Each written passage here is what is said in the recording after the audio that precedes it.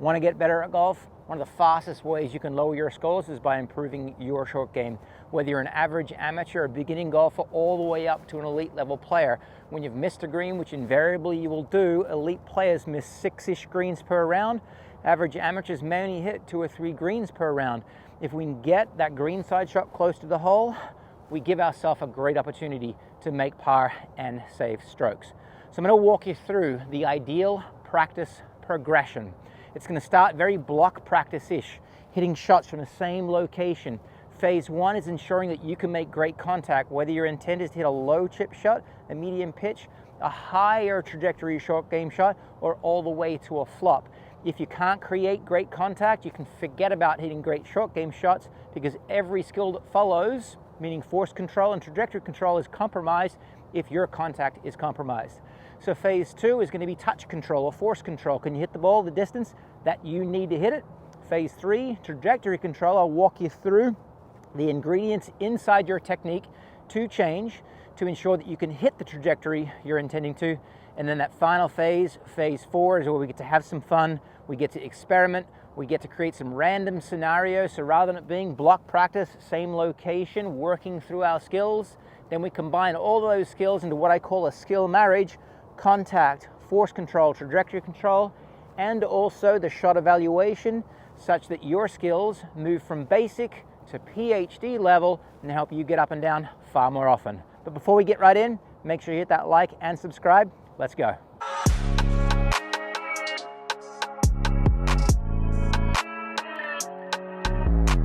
Phase 1, contact control. Let's create a certainty that you're going to strike it solid no matter the type of shot you're hitting. It's very realistic to expect, as players' skill level rises, the certainty of contact increases. So you become a more skillful player if we can also create that certainty. I'm going to take you through some of the concepts related to how we stand for the different types of shots, how we move for different types of shots, but all around this keystone principle of club striking ball before it strikes ground or simultaneous to the club striking ground, such that we're not fighting fat contact where the club lands early, and we're not fighting thin contact where the club either doesn't land at all, meaning the bottom of the club, the arc doesn't get to the ground, or it gets to the ground too late. The principle is landing point precision. Can we cause our club to touch the ground in the exact location where we intend, time after time after time, no matter the type of shot that we are hitting? Now, before we get into that, just really quick, I understand this is a progression from base to PhD level. You might find that some of the concepts in phase 1 don't apply to you. Phase 2 may apply to you. Phase 3, phase 4, no matter the skill level, these are the same concepts I will be talking through and walking through with an elite level player.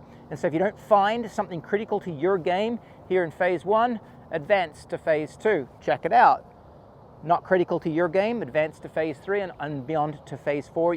I guarantee you're going to find something that you can implement into your game and get better. Let's go. Okay, so contact, built around a principle of, can I get the club to touch the ground where I'm intending relative to where the ball is sitting? Cool. So for this, we're going to need a tee or a couple of tees, just in case one breaks. We're going to need a couple of alignment rods. Now I'm going to start on a base level chip shot. So what I've done is I've scratched a line in the grass here. So I've taken a tee and I've gone just like so.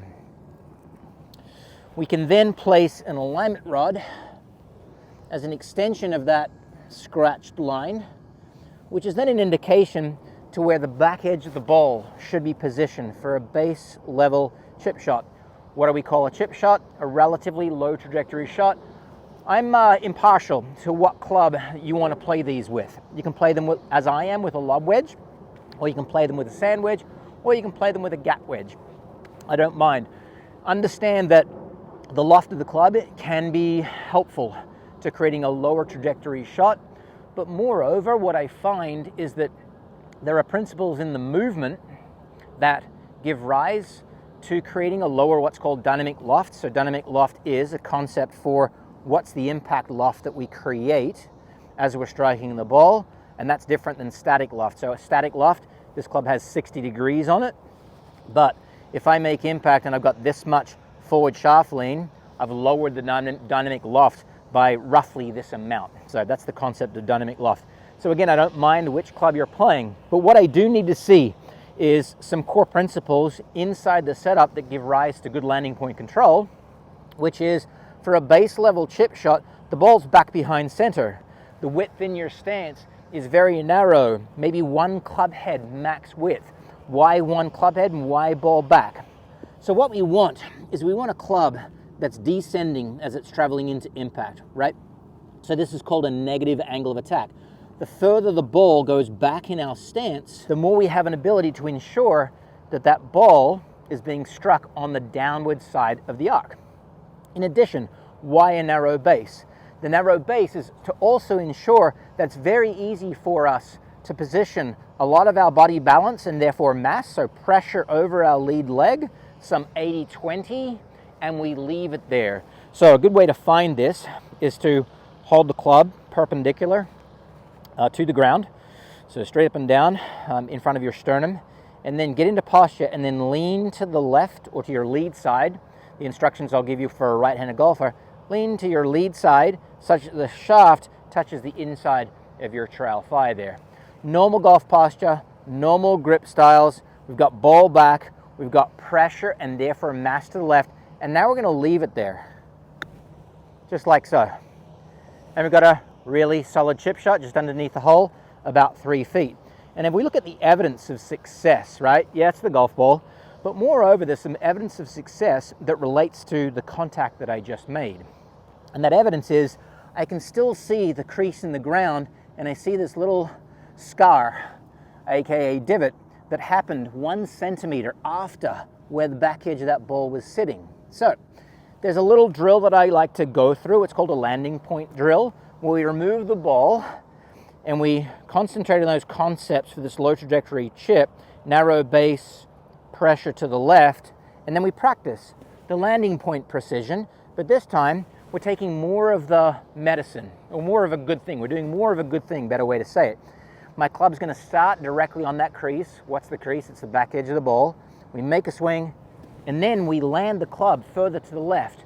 And if you notice what I'm doing right there, I'm using a change in my body position from address to impact, where in the backswing, there's a little tip to the left. And then in the downswing, I'm not tipping any more to the left, but I am traveling the grip of the club towards the target with some level of emphasis to cause me to land the club further to the left than I otherwise would, or otherwise need to. So we can create a little drill here where we use another club. We're going to stand on it on your back heel, same orientation relative to the crease, and we're going to go, and you see what happened with that club. I'm actually lightening off that club where the grip gets close to the ground throughout the backswing and also the downswing, and that ensures my pressure isn't going backwards. So if you can ensure that you've got your narrow base, that you've got a body tip to the left, and you've got the ball back center of your stance, and then your body's not traveling backwards too much while you're practicing this landing point precision, you're going to set yourself up with a great degree of success on low trajectory chip shots. There's one other factor though that oftentimes causes problems with the more average players, and that's the control of what happens down target line. And so for this, we're going to bring in another alignment rod. There we go. And then we're going to stick it in the ground just like so. And it's roughly the same angle to the ground as the club shaft at address. And you can see this one's a little bit low, so I'm going to pop it up. Because fat shots happen for one of two reasons. Either we don't have the right ingredients at address, maybe we got too much balance, too much mass to the backside. For the type of trajectory of shot that we're trying to play, the ball position's too far forward, or there's changes in the downswing causing the landing point of the club to happen too early, or fundamentally, we're just too in and around. We've got the club head kind of traveling around us, rolling our forearms in the backswing, and then from there we dramatically increase the probability of catching the ground before we get to the golf ball. So we want to avoid this back stick by keeping the club what's called on plane. A good sensation for this is if we, again, grab another alignment rod. We have this alignment rod traveling up our side here at address. And then what we want to do is, if I just keep this alignment rod traveling down my side, you see where that club head travels? The minute this alignment rod comes off my side here, like that, the club head travels in and around. So we can combine tasks now, can't we? We've got an understanding for address, understanding for stance width, and understanding for balance and mass. And now finally we have a need to feel like that club shaft, the alignment rod, stays on our side a little longer. Now the reality of it is it doesn't stay on our side the entire time. It will come off, but the closer we keep it to our side, the more that club head is going to be on plane, and the less likely I am to make any level of fat contact. And then the rest of that, to ensure that your arc actually gets to the ground, is just to ensure that you stay in the shot.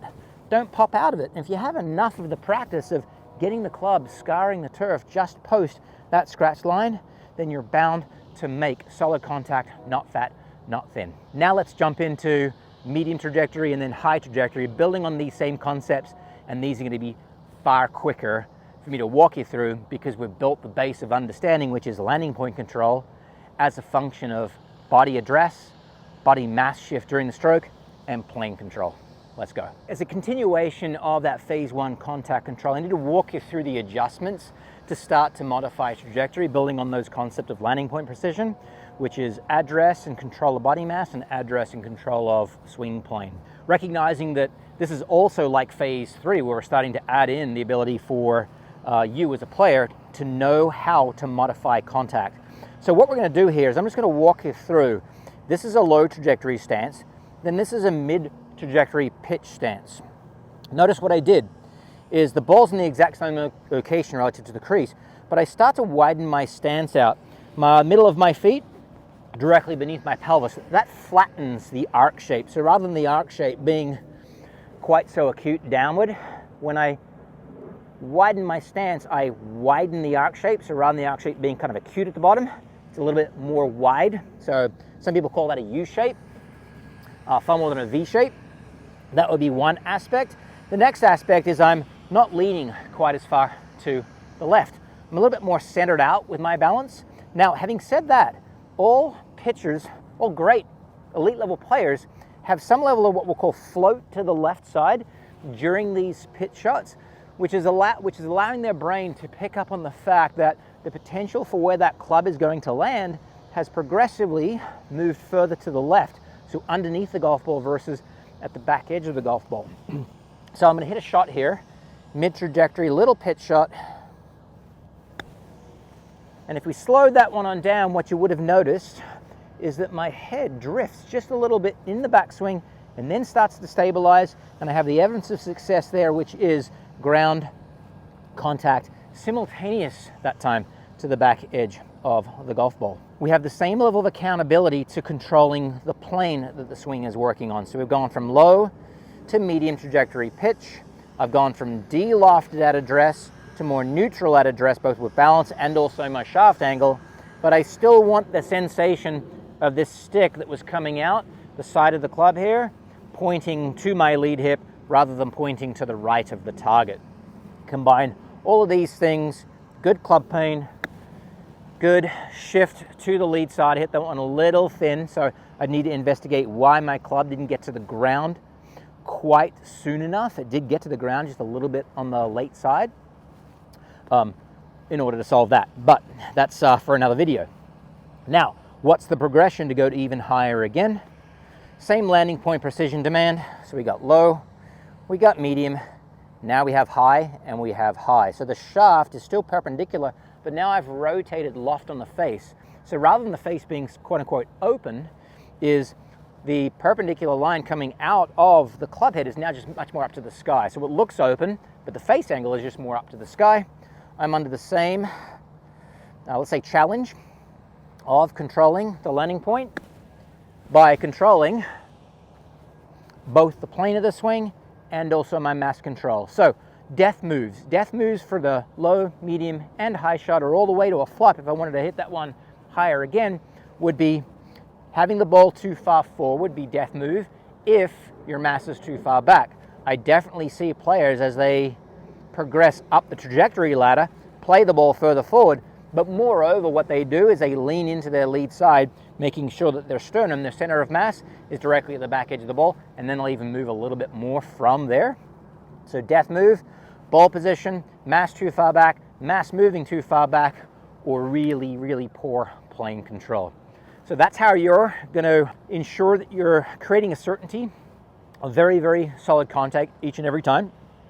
Now let's move to phase 2, which is controlling touch. It's a basic concept. It's going to be very easy for you to understand and also apply with the training task I'm going to give you. Let's go.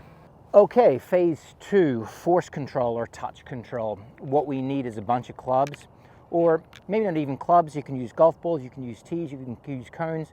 We're trying to identify in an open area, that could be an open fairway, it could be an open green like I've got in front of me, landing zones for our golf ball. The exercise is called scales, and I'll give you a different exercise on the back end of this called walk the dog that I oftentimes have my players perform on a driving range as part of their pre-round warm-up. So we take our clubs that are going to be our identifiers for our landing locations. I'm going to grab a fifth here, and we put them in the available space starting at the edge of the green. So we're going to place these out there every 2 yards, just offset right or to the left on our target line. 1, 2, club, 1, 2, club, 1, 2, club, 1, 2, club.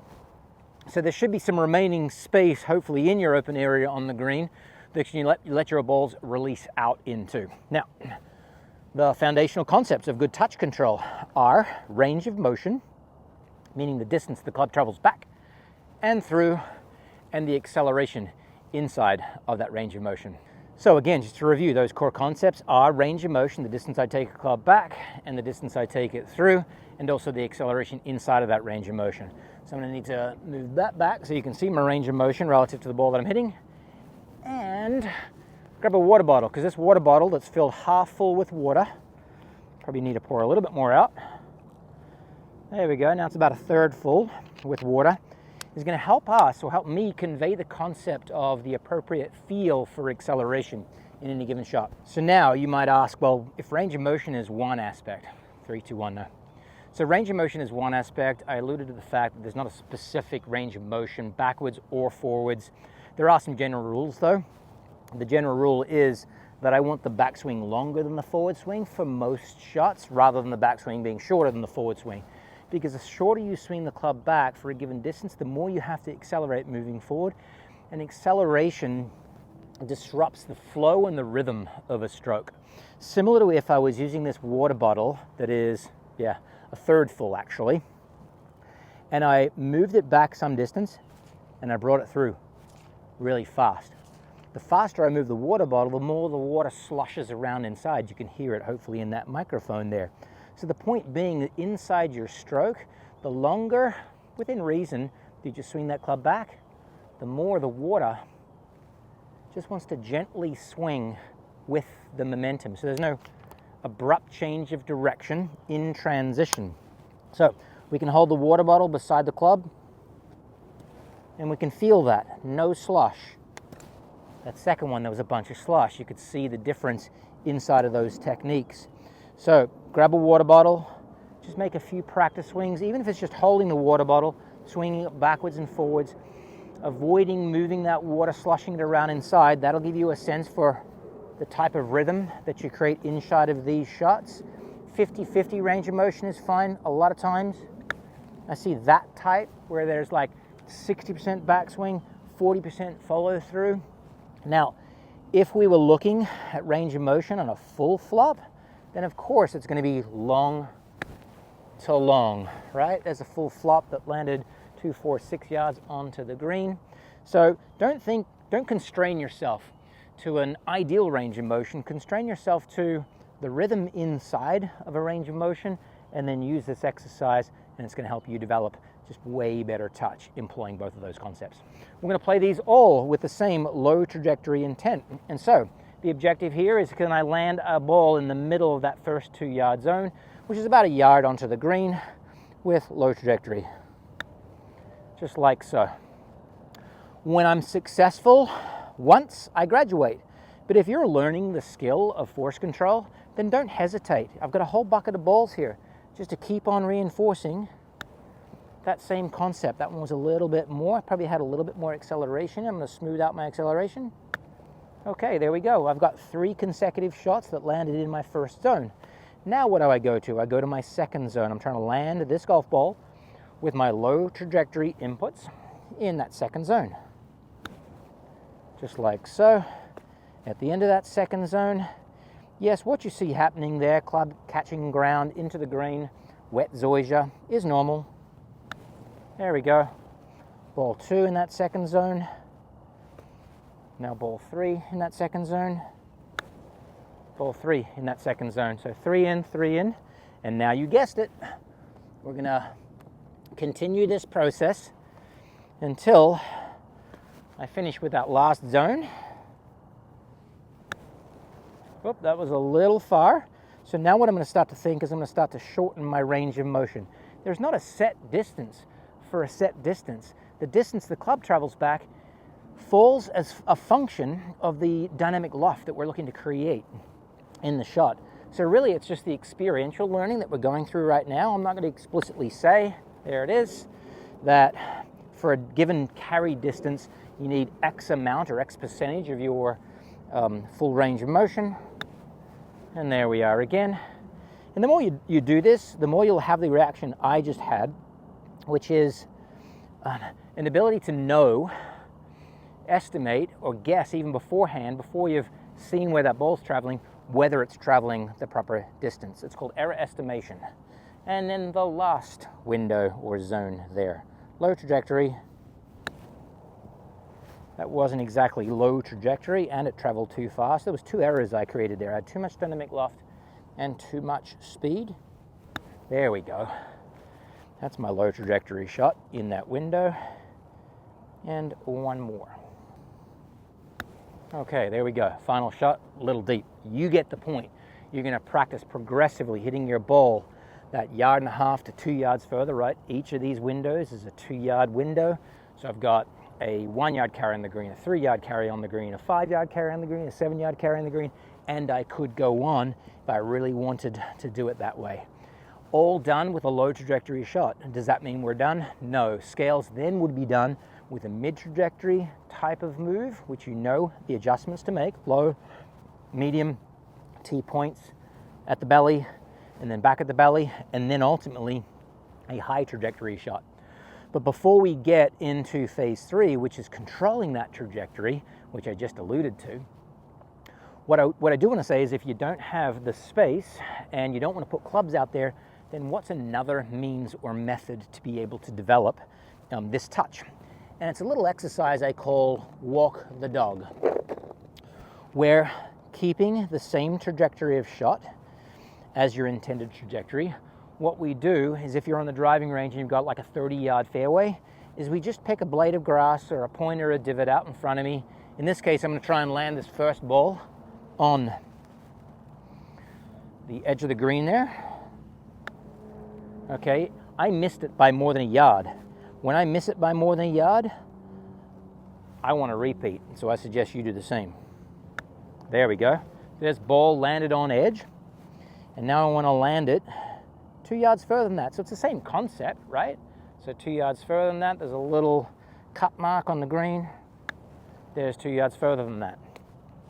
If you're playing it on a fairway and it's really hard to see that 2 yards further, 2 yards further, 2 yards further, then you can actually just go to a golf ball that's sitting out there. And even though it's not a uniform incremental increase, it's still working on that skill of training yourself that there's a distance that you want to travel or carry the ball, and you're hitting it that distance. So I'm going to hit the ball that's, 4 yards onto the green. That first ball adjacent to that third club. Let's see if I can do it. Oh, missed it by about 1.5 feet. And now this last one, before we get into phase 3 here, I'm going to land this ball on the 2 balls that are adjacent to the grip of the last club out there. Let's see how good I do. And I missed it. Club never got to the ground that time, so I was pulling away from the ground too early. Let's go one more. There we go. Okay, landed about a yard short. So that scales Or a hybrid of that would be walk the dog on the range. It's going to help you develop better touch, better force control, and have you combining good trajectory control with good distance control. Okay, so we walked you through contact control, contact being king. We've then walked you through how to adjust for touch, how to train your touch, the skill of force control. And now we're at what are the modifications in swing to create changes in trajectory, and how do I practice those things? So if we go back to the back end of phase one, we were talking about contact.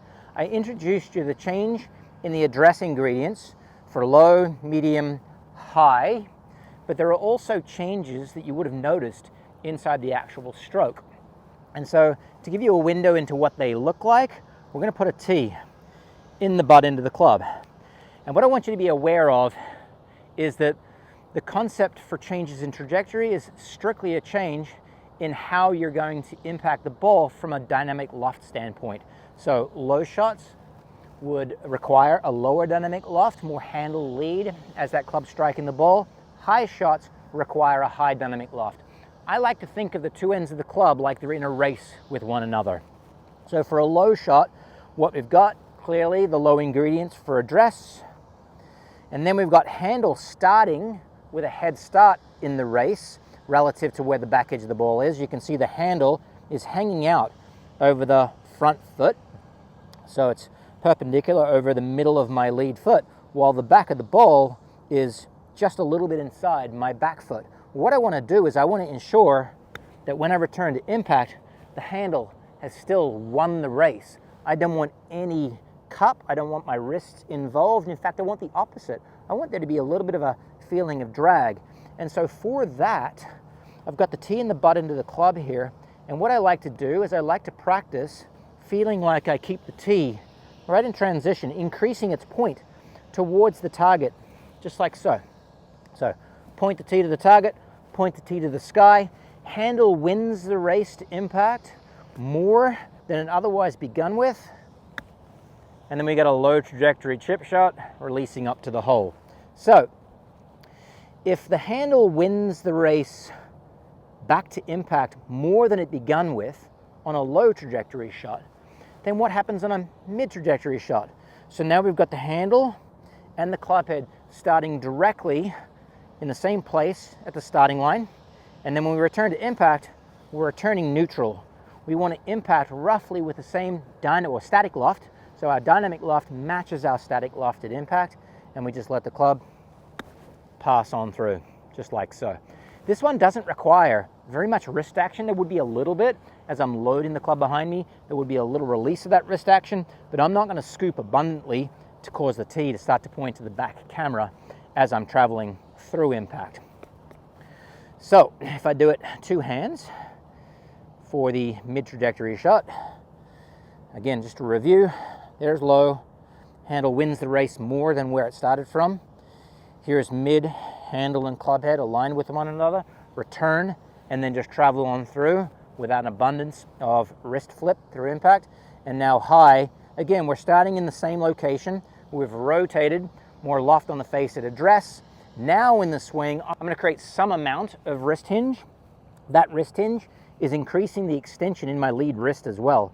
So rather than the wrist being in this angle with the face is the ground, I've actually rotated the grip just ever so slightly, probably 30 degrees there, to create a little bit more cup, which then gives me even more usable loft. Now this one's more of a preference for how much trajectory you want to create than it is a requirement. But as we continue to try and go up and up and up to a flop shot, that's going to be a requirement. So address, now this time we're going to feel like we're meeting at impact, neutral. So handle is not winning the race, nor is the club head, but immediately after impact, the club head is going to be winning the race. So this is a concept called rate of passing, where traveling into the downswing, I want to release the club head underneath the handle so the T begins to point back at the ball. So low trajectory, T points up to the sky. Mid trajectory, T points back to me. Higher trajectory, T points back to the ball. Let's give it a shot. There's our high trajectory address. And there's our high trajectory T finish. Just a little thin. I'm going to get the club back to the ground just a little better. So let me rehearse it. There we go. I'm trying to hit this one uber short. Okay, that was a little early, but you've got the concept, right? So I impacted the ground early. Oftentimes that means the release was timed just a little bit early. This being a highly difficult shot, I'm sure you all agree with that, then some amount of practice of landing the club precisely is absolutely required. And finally, what do we want to do if we're trying to flop it? Now we're going to really lean in to creating more crunch to that lead wrist. So it's a feeling of the face being back towards my face. Then we're going to release very quickly underneath it through impact from that high trajectory stance. Just like so. Way up in the air, probably got a 50-degree launch. The evidence of success is the club landed directly on the back edge of the ball. That's a high quality flop shot. So that's how you're in phase 3 starting to understand and practice changing your trajectory. Let's go on to phase 4. Okay, so now we're into phase 4, which is a phase where we start to introduce some random practice, situations that you're likely to face on the golf course. So this is the mobile part of your training where you're trying to apply, yes, the skill of contact, yes, the skill of force control, and yes, the skill of matching the trajectory to the particular shot. I'm going to take you through 3 different situations inside an exercise I call Mission Impossible. This Mission Impossible done fully is an exercise where you should be hitting 10 shots. And there's a scoring component to it that I'll take you through. But if you want to see the full version of Mission Impossible done when I filmed a video with Jordan Spieth, then click the link in the description below. Let's go. Okay, like I mentioned, 3 situations. We're going to be using our low trajectory, our mid trajectory, and our high trajectory shot that we just learned how to modify. And there are 2 balls in each location. As I mentioned in the video, you would see Jordan Spieth performing this with 10 total balls. What we do is we hit one for score, and then based on its proximity to the hole, that becomes our score. So if I hit this first shot to 4 feet, my score is 4 on ball 1.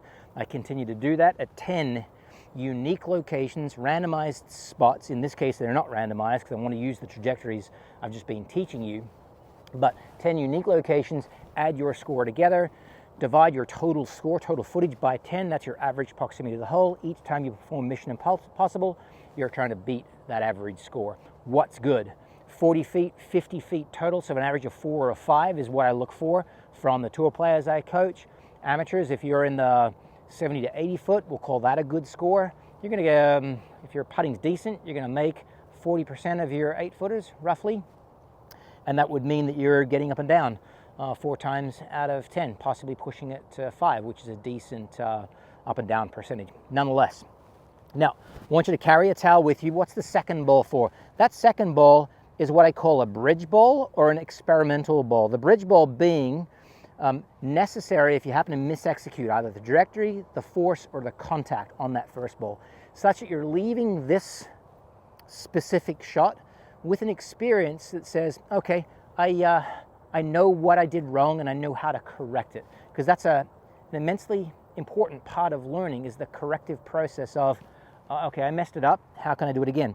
But let's say that first ball was successful. Let's say you hit a shot that you're thinking, oh, that's good for me.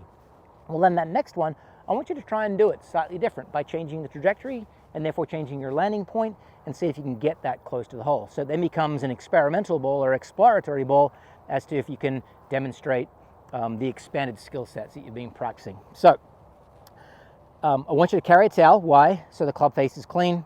I want you to make sure these balls are sitting in reasonable lies, nothing overly difficult when you're starting this. But when you get advanced at this, just toss them down in rough, toss them down in fairway.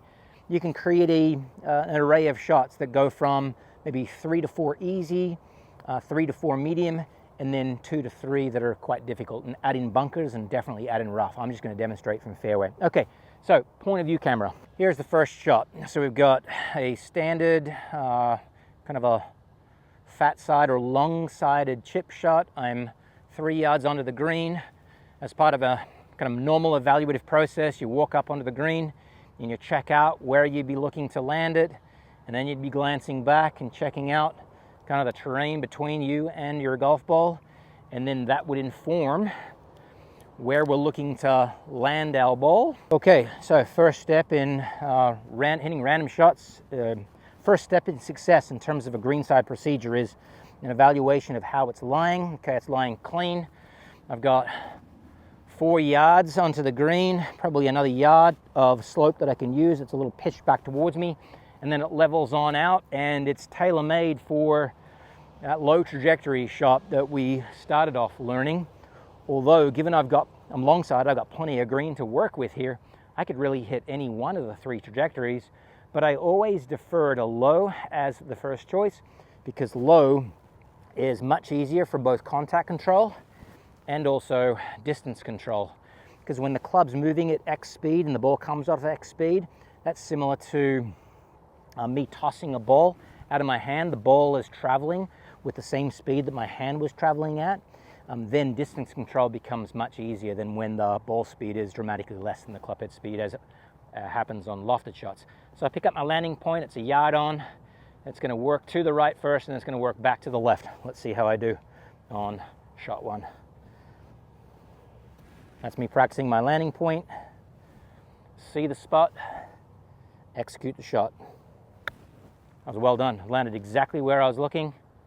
Now it's trickling back to the left, and I'm left with 2.5, 3 foot putt. So super successful there. I'd move on if I was hitting 1 ball, but remember, this now becomes an experimental ball. I'm gonna hit a flop shot and see if I can get it close. And that one was bladed over the green. So I'm glad I chose the low trajectory shot because contact becomes super difficult on those flops. I'm gonna have to hit a flop shot on my 3rd shot over here. Hopefully I get better before we get to that. Let's go to shot number 2. Okay, shot number 2, my score is 3.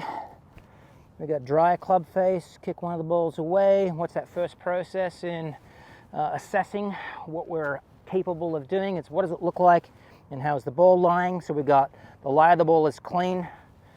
I'm now 1, 2, 3, 4, 5, 6, 7 yards from the green.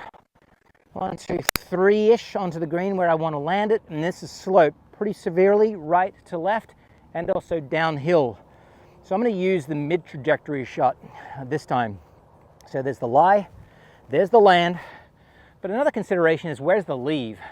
If I happen to mis-execute this shot, I'd certainly want it to be on the green, duh, but if I was short, long, left, or right, I'd want to be kind of pin high to the left, putting back up the hill.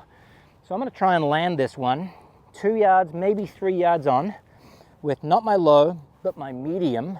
And I'm just going to let the handle continue to point back to the middle of my body. That's my medium trajectory shot. I'm going to try and land it in line with my golf bag and let it kind of release on down the hill to the left, hopefully. Okay, here we go. Practice swings felt set. Practice my landing point control.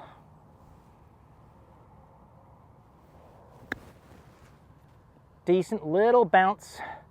Landed a little further than I wanted. Just nudged the other golf ball. Probably would have been about 3 feet past that time. So another excellent shot. So 2 balls, total of 6 foot, 3 foot average. I am loving life right now. What's this one for? This one's for exploration. I'm going to play something really bizarre here. I'm going to go really low trajectory shot. I'm going to try and create a lower dynamic loft. I'm going to bank it into the zoysia a yard on and get it to kind of roll off the shoulder. See if I can make this work. Oh, decent shot. Get on down the hill. Okay, that's the creative side.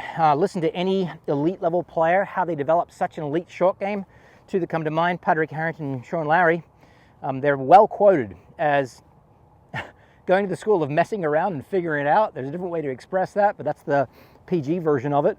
And that's how they developed an elite level short game. And a lot of your work needs to be mess around and figured out. So I've got 6 foot. Let's go to that last shot where I've got to use the flop shot. All right, final shot in my 3-ball Mission Impossible, remembering, if you've got the time, 10. Now I know as you've been watching this long video, thanks for staying with me. Hopefully you're still with me. Practice, it's a long period of time. And I'll speak to the Timex best when we're done here. But again, an evaluation, it's like, how's the lie? It's tight, it's really tight.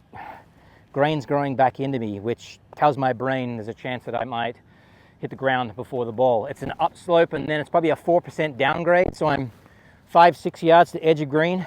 But here's the thing, I know that if I land it, even a yard before the edge of the green, the slope is gonna help propel that ball forward. So the slope gives me a bit of forgiveness. So that's the lie. This is the land, right? If I land it here, I'm still pretty good. If I landed a little further, what do I have? I have the optimal leave, so lie, land, and leave. Those are the three considerations that then inform what we should try and do. I could play a bank shot, super low, my lob wedge, or even a lower trajectory shot, but as promised, I'm gonna use the flop technique here. So, there's my low, there's my mid, there's my high, and now I'm gonna let the club head pass under, so the bottom of the club, the tee, is pointed back down to the golf ball. I'm gonna try and land it, edge of green. If it travels a little bit further than that, then I should be fine, because I'll have that leave underneath the hole. Here we go, Geronimo. Yeah, flew a little bit further than that, but it spun. Amazing. And I'm a foot past the hole. So I've got 7 total feet, 3 shots. I don't expect that unless you're one of those players that we see playing on TV, male or female, that you're going to be as good as that. But this is that 4-phase progression in your practice that's going to help you shoot low scores, play better golf, and time. Yes, time is essential, and time is that scarce resource, non-renewable resource. But as long as you find the appropriate starting point, for me, I don't have to practice contact very much. It's more just about rehearsing those pieces in the front end of practice. So for me, contact is like 3, 4, 5 shots. And I don't have to practice trajectory control much because I have that piece already kind of implanted as a physical skill. But if you're an average player, then you probably need to spend a whole lot of time at contact and force control and trajectory control. So for me, it's about force control, and it's about a lot of random practice as an elite level player. But if you find a good starting point, a good on-ramp, that is phase 1, 2, and or 3, then you're bound to start shooting or hitting better shots and shooting lower scores because you're getting up and down more often. And for that advanced level player, if you just employ these principles and understand that there's this iterative skill health check. What do I mean by skill health? Well, you got to have good contact. You got to be able to check that. You got to have good force control. You got to be able to check that as well. And you got to have a skill drill like that scales drill that helps you to be able to evaluate whether you have those critical competencies to be able to land it where you want with the trajectory you want.